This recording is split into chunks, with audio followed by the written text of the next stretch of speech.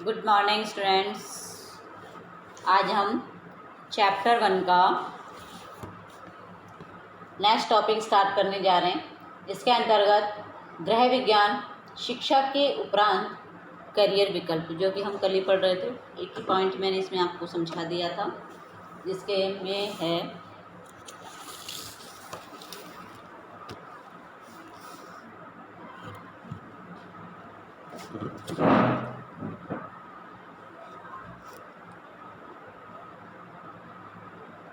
गृह विज्ञान शिक्षा के उपरांत करियर के क्या क्या विकल्प हमारे सामने होते हैं। वेतन के अवसर और स्वरोजगार के अवसर, जो किस क्षेत्र में, आहार एवं पोषण विज्ञान के क्षेत्र में। अब देखिए, सेकंड पॉइंट है आज का हमारा, मानव विकास। इस विषय के अध्ययन के उपरांत निम्न करियर विकल्प उपलब्ध होते हैं। देखिए,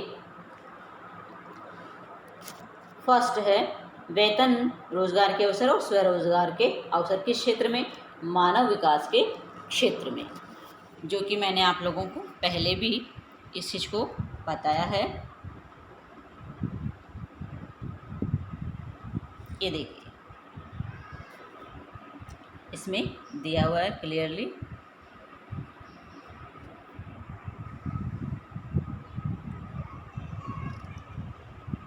क्रेच में सुपरवाइज़र, स्कूलों के करियर।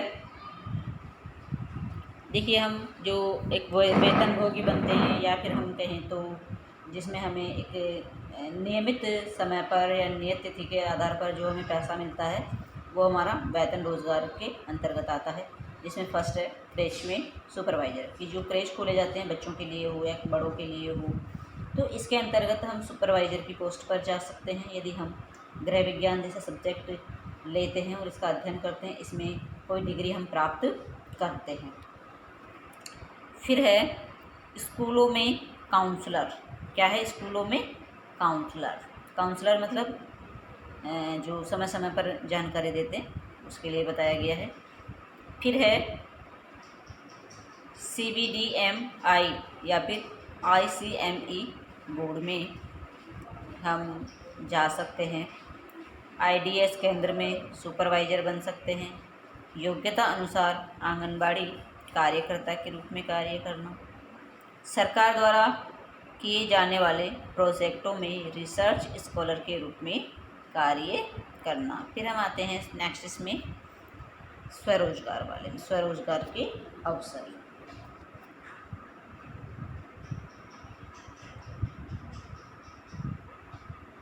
बच्चे संभालने का काम करना। अब देखिए, स्वयं का अपना रोजगार क्या है, मानव विकास के क्षेत्र में बच्चे संभालने का कार्य करना। मॉन्टेसरी स्कूल खोलना।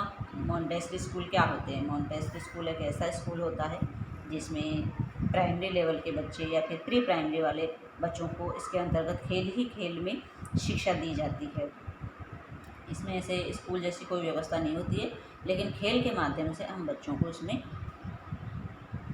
पढ़ाई संबंधी जानकारी देते हैं। फिर है क्रेच है, प्ले स्कूल खोलना। यह हमारा स्वयं का रोज़गार हो गया। खुद का जो आजकल प्राइवेट स्कूल इंग्लिश मीडियम है, हिंदी मीडियम है, बहुत सारे स्कूल खोले जा रहे हैं, तो वो सब क्या है, एक स्वरोजगार के अवसर इसमें हमें मिलते हैं। Day care centre, day care centre भी हम खोल सकते हैं। समय समय पर अपने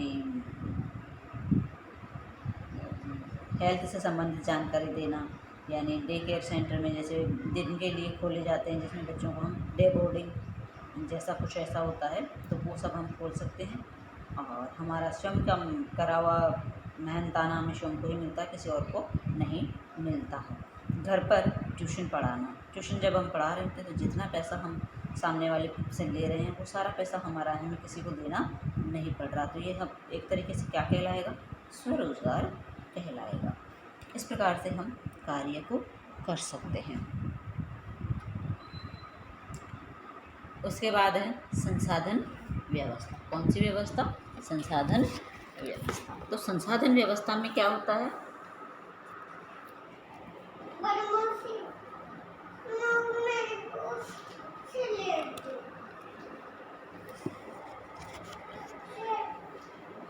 हाँ, या है नहीं बेटा?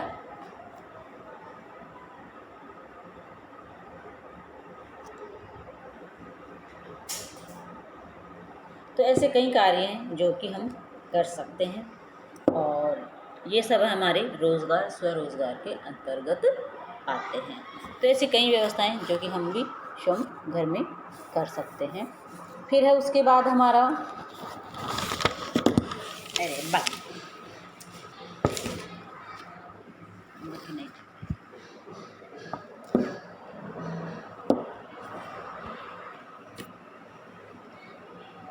फिर है संसाधन व्यवस्था। कौन सी व्यवस्था? संसाधन व्यवस्था। अब संसाधन व्यवस्था क्या होती है? देखिए, संसाधन वो होते हैं जो हमारी आवश्यकताओं की पूर्ति करते हैं। तो ये सारी व्यवस्थाएं हमारी संसाधन व्यवस्था कहलाती है। तो वेतन रोजगार के अवसर में देखिए संसाधन में क्या क्या चीज़ें आती है, एक बार हम समझ लेते हैं। किसी आर्किटेक्ट फर्म के लिए आंतरिक सज्जाकार, यानी कोई भी हम आर्किटेक्ट के अंदर फर्म के अंदर है जो, या उसमें कोई भी कार्य हम कर सकते हैं। सेकंड, किसी क्राफ्ट केंद्र में कार्य करना। क्राफ्ट यानी जो कार्य हमारे हाथों के द्वारा किया जा रहा है, कोई सेंटर ऐसा होता है गवर्नमेंट का होता है, तो उस गवर्नमेंट ऑफिस में भी हम कार्य कर सकते हैं। फिर है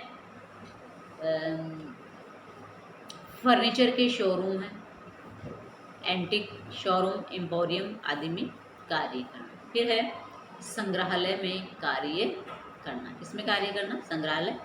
अब संग्रहालय में कार्य जब हम करते हैं तो ये हमारे गवर्नमेंट के भी संग्रहालय होते हैं, तो उसमें भी हम व्यवस्था देख सकते हैं। एक एम्प्लॉय के तौर पर हम वहाँ पे नियुक्त हो सकते हैं। फिर है हमारे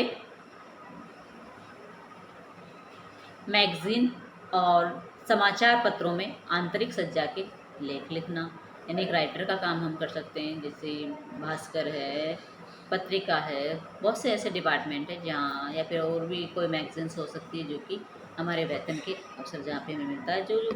जो भी पत्रिकाएं निकलती हैं उनमें जो एम्प्लॉयज़ होते हैं वो वेतन भोगी होते हैं, वेतन के आधार पर कार्य करते हैं। ज़रूरी नहीं है वो गवर्नमेंट ही हो, वो प्राइवेट संस्था भी हो सकती है। तो प्राइवेट या गवर्नमेंट संस्थाओं में हम किसके आधार पर कार्य करते हैं? वेतन के आधार पर कार्य करते हैं, यानी मंथली हमें जो भी वेतन मिलता है वो पहले से हमारा फिक्स होता है। अदरवाइज दूसरा साइड में कोई पैसा हमें नहीं मिलता। फिर है स्वरोजगार। ओके, किसी होटल में हाउस कीपर का कार्य करना। किसी भी होटल में हम हाउस कीपर का कार्य करते हैं, मंथली हमारी फिक्स होती है, तो उसके आधार पर हम अपनी आजीविका कमाते हैं। फिर आर्किटेक्ट फर्म में परामर्शदाता के रूप में कार्य करना। तो ये सारी चीज़ें हमारी किसके अंतर्गत आती है? वेतन रोजगार के अंतर्गत।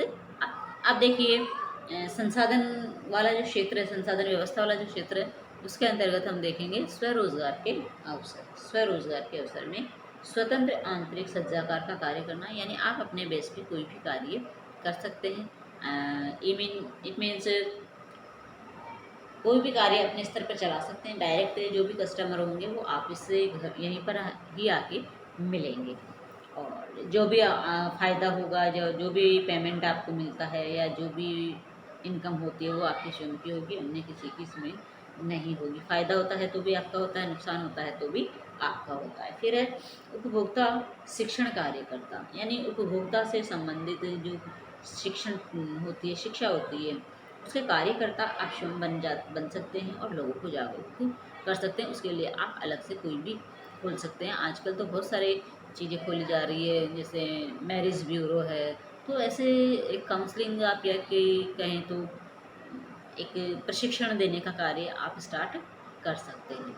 तो प्रशिक्षण में जैसे क्या होता है, यहाँ पे तो जैसे उपभोक्ता का दिया है, उपभोक्ता शिक्षण कार्यकर्ता, लेकिन अदरवाइज आप और कोई से भी शिक्षण कार्यकर्ता बन सकते हैं, काउंसलर बन सकते हैं। फिर है फर्नीचर आदि के डिज़ाइनर आप बन सकते हैं, यानी बढ़ई का कार्य भी आप कर सकते हैं। बढ़ई का कार्य आप कर सकते हैं, साथ में और मिट्टी से बर्तन बनाना, मटके बनाना, खिलौने बनाना, बहुत सारी चीज़ें हैं जो आप बना सकते हैं, और आप क्या बन सकते हैं? एक अच्छे डिज़ाइनर बन सकते हैं। फिर है इवेंट मैनेजमेंट कंपनी खोलना, आप किसी भी प्रकार का इवेंट, आजकल तो शादी की तैयारी कैसे करनी है, इसके लिए भी इवेंट या कंपनियां खोली जा रही हैं कि हमारे यहाँ पर इस प्रकार की जानकारी आपको दी जाती है, सारा मैनेजमेंट हम करवा देंगे, पूरी व्यवस्था हम आपको इतने में तय करना है और इतने में हम आपका सारा मैनेजमेंट करवा देंगे, जिसमें आप क्या क्या फैसिलिटी चाहते हैं। फिर आपका, जैसे मैंने आपको एग्जांपल दिया कि आपका स्वयं का कार्य, जैसे इवेंट करवाना, जैसे मान लो कोई भी पार्टी है, पार्टी में उसमें सारी व्यवस्था आपको देखनी है, खाने की भी देखनी है, डेकोरेशन की भी देखनी है, तो ये सारी व्यवस्था इस कंपनी द्वारा की जाएगी। फिर है वेबसाइट के लिए कार्ड डिज़ाइन इत्यादि करना। अब वेबसाइट के लिए क्या होता है कि बहुत सारे कार्ड हमें बनाने होते हैं। आजकल टेक्नोलॉजी का युग चल रहा है, तो टेक्नोलॉजी के युग में हम बहुत सारी चीज़ें बनाना सीखते हैं। फिर है दुकानों की रूपरेखा डिज़ाइन करना, यानी दुकानों की भी रूपरेखा तैयार करना कि किस प्रकार से हमें दुकान खोली जानी चाहिए, या फिर इसके लिए कितने स्क्वायर फीट की जगह चाहिए, या फिर इसमें कौन सा हम इंस्ट्रूमेंट लगाएं, कौन सा मटेरियल लगाएं, आदि आदि चीज़ें। फिर है रंगोली, पुष्प विन्यास आदि की हॉबी कक्षाएं आयोजित करना, यानी बहुत सी कक्षाएं भी हम चला सकते हैं रंगोली के लिए। जैसे समर वेकेशन जब स्टार्ट होता है तो बहुत से लोग होते हैं अपनी स्वयं की पर्सनल हॉबी क्लासेस स्टार्ट कर देते हैं, जिसमें डांस भी सिखाते हैं, मेहंदी सिखाते हैं, कंप्यूटर यानी बेसिक कंप्यूटर भी सिखाते हैं, आदि कई प्रकार की चीज़ें बनाने सिखाते हैं। फिर है वस्त्र एवं परिधान विज्ञान के क्षेत्र में हम वेतनभोगी भी बन सकते हैं और स्वरोजगार अपना स्वयं का भी कर सकते हैं। आइए जानते हैं वेतन रोजगार के अवसर वस्त्र एवं परिधान क्षेत्र में। किसी बुटीक में डिज़ाइनर या दर्जी के रूप में कार्य करना, जिसमें हमें टाइम के अकॉर्डिंग हमें पैसा मिलता है, तो हम जितना काम करेंगे उतना पैसा हमें मिल जाएगा। ठीक है। फिर है गारमेंट हाउस में टेक्सटाइल डिज़ाइनर बनना, यानी टेक्सटाइल यानी कपड़ों के आप अच्छे एक फैशन डिज़ाइनर भी बन सकते हैं। फिर है सैम्पलर या प्रोडक्शन को ऑर्डिनेटर करना, कोई भी अपने प्रोडक्शन अपना स्वयं का स्टार्ट किया या फिर कहीं तो कोई सैंपल तैयार करने वाले आप बन जाते हैं, उसके अकॉर्डिंग आप ऑर्डर देते हैं, लेते हैं। नेक्स्ट है इसमें फैब्रिक टेक्नीशियन, फैब्रिक यानी जो एक कला है, ये फैब्रिक एक कला है, यानी फैब्रिक प्रिंट, ये कपड़ों पे हो सकता है, अदरवाइज किसी भी चीज़ पर पे आप उसको कर सकते हैं। नेक्स्ट है ऊन और सिल्क उद्योग में काम करना, यानी ऊन का कार्य जहाँ हो रहा है, सिल्क का कार्य जहाँ हो रहा है, जिन उद्योगों में हो रहा है, वहाँ पे आप एक वेतनभोगी के रूप में कार्य कर सकते हैं, एक एम्प्लॉय के रूप में कार्य कर सकते हैं। नेक्स्ट है वस्त्र उत्पादक या निर्यात कंपनी में काम करना। फिर है सोफे और पर्दे के कपड़े की दुकानों पर सेल्स एग्जीक्यूटिव का कार्य, यानी सोफे का कार्य जहाँ होता है, पर्दे जहाँ बनाए जाते हैं, उन दुकानों पर आप एक एम्प्लॉय के रूप में कार्य कर सकते हैं, सेल्स एग्जीक्यूटिव आप बन सकते हैं, बेचने वाले। फिर है कढ़ाई वालों के लिए मोटिक डिज़ाइन करना, लघु उद्योग हेतु गाँवों के जुलाहों के लिए डिज़ाइन बनाना, आदि कई प्रकार के प्रोजेक्ट के अंतर्गत आप कार्य कर सकते हैं।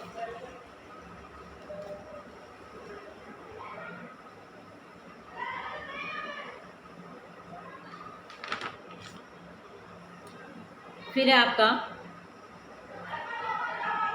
स्वरोजगार के अवसर, वस्त्र एवं परिधान में आप स्वयं का रोजगार कैसे करेंगे, गारमेंट डिज़ाइन करके स्वयं का अपना बुटीक खोलेंगे, टेलरिंग यूनिट खोलना, यानी स्वयं की आप अपनी दुकान इसके अंतर्गत खोल सकते हैं और जो भी इनकम होगी वो आपकी होगी। फिर है ड्राई क्लीनिंग और गारमेंट रिपेयर की दुकान खोलना, यानी मान लो कपड़ों से संबंधित आप क्या करेंगे, ड्राई क्लीन की दुकानें आजकल खूब चल रही है, ठीक है, फैशन का दौर है, हर कोई है जो कपड़ा भी वैसे फैशनेबल आता है तो वो होम वॉशेबल नहीं होता, तो उसके लिए हम क्या करते हैं कि ड्राई क्लीनिंग करवाते हैं। उसके लिए कई लोग हैं जो लॉन्ड्री भी खोल के बैठे हैं और वो अपनी सर्विस देते हैं। फिर है स्क्रीन प्रिंटिंग, ब्लॉक प्रिंटिंग की यूनिट खोलना और बुटीक को कपड़े की आपूर्ति करना, मैंने आप प्रिंटिंग का कार्य शुरू कर देते हैं। किसका कार्य शुरू कर देते हैं, प्रिंटिंग का कार्य आप शुरू कर देते हैं। तो प्रिंटिंग का कार्य करने के बाद आप क्या करते हैं, स्क्रीन प्रिंटिंग करना आपने सीख लिया है, ब्लॉक प्रिंटिंग आपने करनी सीख ली है, तो अलग से आपने अपना एक व्यवसाय खुद का पर्सनल चुन लिया है। उसके बाद आप मतलब स्क्रीनिंग और ब्लॉक प्रिंटिंग करके और ये जो माल आप कहाँ तक पहुँचाते हैं, बुटीक तक पहुँचाते हैं। कहाँ तक पहुँचाते हैं, बुटीक तक पहुँचाते हैं। फिर है आपका 5वां क्षेत्र है कि आप किस क्षेत्र में अपना करियर बना सकते हैं। विकल्प आपके सामने है कि आप किस क्षेत्र में, किस फील्ड में आप जाना चाहते हैं। तो 5वां फील्ड इसमें बताया गया है कि संचार तथा विस्तार के क्षेत्र में आप जॉब भी कर सकते हैं और आपका स्वयं का अपना व्यवसाय भी कर सकते हैं। तो इसमें संचार में क्या करोगे, आप एक अनुसंधान करता यानी रिसर्च करता, हर चीज़ की जांच पड़ताल करना आपका कार्य होगा। ये सब कार्य भी आप कर सकते हैं। फिर है वेतन रोजगार के अवसर, जो कि आप मान लो कि कोई नौकरी करना चाहते हैं आप, तो किसी रिसर्च सेंटर में आप चले जाएंगे, एक एम्प्लॉय के रूप में वहाँ पे कार्य करेंगे। सेकंड, इसमें सामाजिक कार्यकर्ता आप बन सकते हैं। तीसरा, इसमें प्रशिक्षक और फैसिलिटेटर आप बन सकते हैं। फोर्थ है राष्ट्रीय व अंतर्राष्ट्रीय संस्थाओं के प्रोजेक्ट जैसे NRLM, MNREGA, CRY, ICDM, UNICEF, united nation, मानव संसाधन मंत्रालय, महिला और बाल विकास मंत्रालय आदि में कार्य करना। फिर है स्वरोजगार के अवसर। किसके अवसर, स्वरोजगार के अवसर। अब अपना स्वयं का भी रोजगार आप स्टार्ट कर सकते हैं। एक आपके इसमें कम्युनिकेशन में आप क्या बन सकते हैं, परामर्शदाता। परामर्शदाता का कार्य क्या होता है, अपनी बातों को दूसरों तक पहुंचाना या अपने सुझावों को दूसरों को देना। तो ये सब कार्य हमारे परामर्शदाता के अंतर्गत आते हैं। किसके अंतर्गत आते हैं, एक परामर्शदाता के अंतर्गत आते हैं। फिर है मार्केट रिसर्च एजेंसी, यानी आप अपना स्वयं का एक मार्केट रिसर्च एजेंसी ले सकते हैं। फिर है विस्तार के लिए छोटी फिल्में बनाना। अब देखिए, आज का टाइम है, यूट्यूब पे हर कोई आजकल अपना एक वीडियो बनाते हैं। यूट्यूब पे किसी न किसी प्रकार के वीडियो बना करके यूट्यूब पे डालते रहते हैं, जिससे हमें इनकम मिलती है, पैसा हमें मिलता है और अपना स्वयं का ही एक व्यवसाय हो जाता है, जिसमें हमारी एक आय का साधन बन जाता है। इसके अंतर्गत हम छोटी छोटी जो आपने देखी होगी रियल एंड शॉर्ट मूवीज़, तो वो वीडियोस, तो वो सारी चीज़ें हम बना सकते हैं। फेसबुक पे डाल सकते हैं, यूट्यूब पे डाल सकते हैं, और जितने भी हमारे सब्सक्राइबर्स होते हैं उनसे हमें पैसा मिलता है अकॉर्डिंग टू सब्सक्राइबर के अकॉर्डिंग। फिर है संचार और विकास, यानी संचार यानी कम्युनिकेशन का भी हम विकास करते हैं। ये हमारी बातों को दूसरों तक किसी न किसी रूप से, किसी भी माध्यम से पहुंचाते हैं। रेडियो, टेलीविज़न, बहुत सी चीज़ों के माध्यम से हम अपने विचारों को सामने अभिव्यक्त करते हैं। फिर है कई प्रकार के स्व सहायता समूह बनाना, कि आपको हमने ये फलाने जो भी वगैरह वगैरह जो भी चीज़ खोली है, और यहाँ से आपको इस चीज़ की सहायता मिल सकती है। कोई भी चीज़ की समस्या आपके सामने आती है तो हम आपको परामर्श देंगे, या फिर हम कहें तो हम ये सुविधा आपको उपलब्ध करा देंगे। स्व सहायता समूह का कार्य भी आप कर सकते हैं। गाड़ी अरेंज करवाना, शादी का मटेरियल अरेंज करवाना, टेंट का सामान अरेंज करवाना, तो ये सारी चीज़ें होती हैं स्व सहायता समूह, जो अपना एक अलग से ग्रुप बना लेते हैं। तो ये तो थे आज के हमारे क्षेत्र की, हम किस क्षेत्र में जाना चाहते हैं। जब हम से लेते हैं हम, तो किस क्षेत्र में जाना पसंद करेंगे, या किस फील्ड में हम जा सकते हैं। वेतन के रूप में भी जा सकते हैं और स्वरोजगार भी हमारा अपना खोल सकते हैं।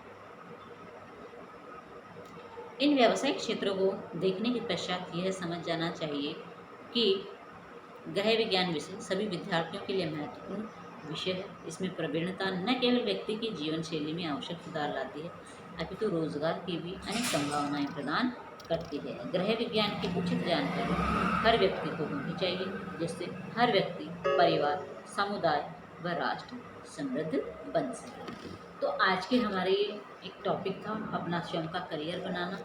गवर्नमेंट एक एम्प्लॉय के रूप में, दूसरा एक स्वयं का अपना पर्सनल बिजनेस चलाती। तो आज का हमारा ये टॉपिक खत्म हुआ। धन्यवाद।